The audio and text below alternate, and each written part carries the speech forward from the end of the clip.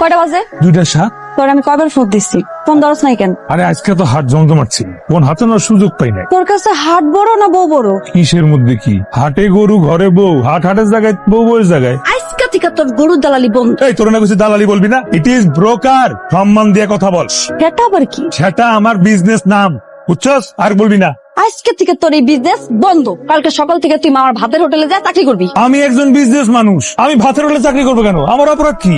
তোর অপরাধ যদি তোর চোখে আঙ্গুল দিয়েও কই তুই তাও বুঝবি না। তোর অপরাধ হইলো মাঝ রাইতে বাড়ি ফিরস।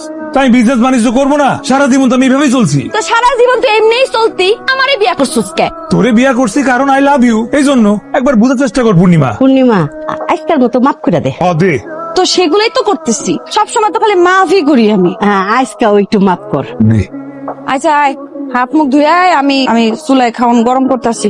আয় খাবি। ও মা, তুই এমনি ঘুরা গেলি কে?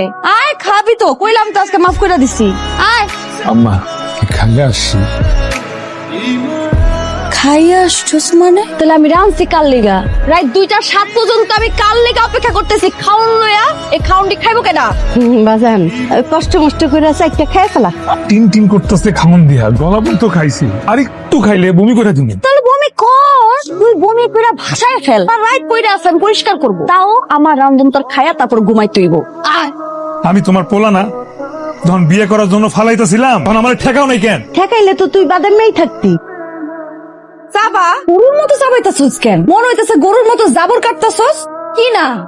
গরুর সাথে থাকতে থাকতে গরু হয়ে যেতেছস। পারবি কেমনে? পেট ভরে বাইরে থেকে খাইছস, এখন তো পারবি না। এত ভাত তো শুরু, এত ভাত রাঁধছি, এটা খাইবো কেডা?